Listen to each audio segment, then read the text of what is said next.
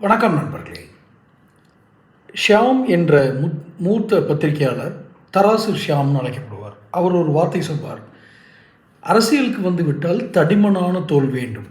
தடிமனான தோல்னால் எந்த விமர்சனங்களையும் தாங்கிக் கொள்ளக்கூடிய ஒரு மனப்பக்குவம் என்பதை தடிமனான தோல், அது கனத்த தோல், நம்ம தோல் வந்து தடிமனாக இருக்கணும்னு சொல்கிறது, எதையும் தாங்கிக் கொள்ளக்கூடிய ஒரு விமர்சனங்களை தாங்கிக் கொள்ளக்கூடிய ஒரு மனநிலைக்காக சொல்வார்.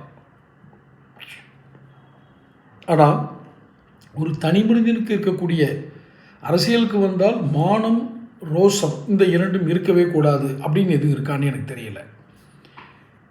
என்ன காரணம்னா, பதிலடி கொடுப்போம், காங்கிரஸ் சொன்னது சமீப காலமாக, பதிலடி கொடுப்போம், எங்கள் தயவில்லாமல் நீங்கள் ஆட்சி அமைக்க முடியாது, எங்களுக்கு வேண்டுமானால் வெற்றி பறிபோகும், ஆனால் நீங்கள் ஆட்சியை இழந்து விடுவீர்கள், எப்படியெல்லாம் வசனங்களை சொல்லணுமோ, அச்சமில்லை அச்சமில்லை அச்சம் என்பதில்லையேங்கிற அளவுக்கு காங்கிரஸ்லேருந்து வசனங்கள், திமுகலேருந்து இந்த ஜோதிமணி, இந்த மாணிக்கம் தாக்கூர்லாம் ஜெயித்ததே எங்களால் தான்.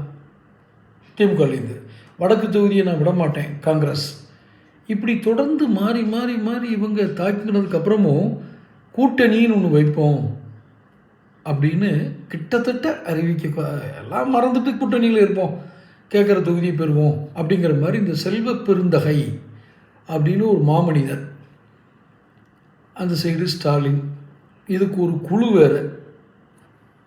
ஷையோ, உண்மையிலே சொல்கிறேன், எனக்கு வந்து ஒரு கருத்து இருவேறு கருத்துக்கள் உள்ள ஒரு கட்சிகள் இணைந்து ஒரு தேர்தல் பொது நோக்கத்திற்காக தேர்தலை சந்திப்பது என்பது வேறு. என்ன சொல்கிறதுனே தெரியல. இப்படி ஒரு கூட்டணியாக வைக்கணும், அப்படி இந்த இப்படி வச்சு ஜெயிச்சிட முடியுமா, அதுதான் அடுத்த கேள்வி.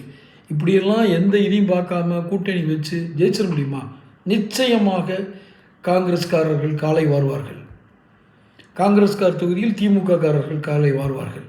இதிலும் குறிப்பாக ஸ்டாலினுடைய அண்ணன் அழகிரி அவர்களுடைய முக்கிய விசுவாசிகள் எல்லாம் அதிமுகவில் இருக்காங்க. இப்போ இதுக்கப்புறமும் ஸ்டாலின் நம்ம காங்கிரஸோட கூட்டணி வச்சுக்கிட்டோம்னா நம்ம ஜெயிச்சிடலாம்னு. தென் மாவட்டங்கள் அவர் நினைத்தே பார்க்க வேண்டாம், இப்போவே அழிச்சிடலாம். ஏற்கனவே கனிமொழி அம்மா போய் ஏதோ ஒன்று பண்ண, பின்னாடியே சபரீசன் வந்து பஞ்சாயத்து பண்ண, அங்கேயே ஏற்கனவே போட்டி இருக்குது. ஸோ திமுக, காங்கிரஸு, ஒரு சபரீசன், கனிமொழி, உள்கட்சி பேரெல்லாம் வேணாம், உள்கட்சி குழப்பங்கள்லேயே சிக்கி திண்டாடுது. இதில் வெற்றியை பற்றிய கனவு, பையனை முதலமைச்சர் ஆக்கலான்ற கனவு. ஆக கொஞ்சமாவது மான ரசத்தோடு நடந்துக்குங்க.